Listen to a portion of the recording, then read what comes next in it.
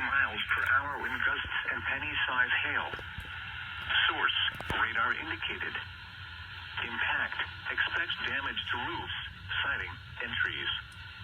Locations impacted include Cortland, Vienna, Cobb, Limerick, Fort Early, Drayton, Georgia Veterans Memorial St. Park, Richwood, and Rains.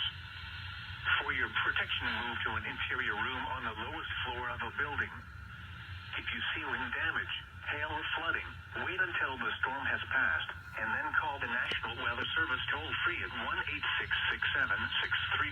1-866-7-634-4664 or tweet us your report at NWS Atlanta.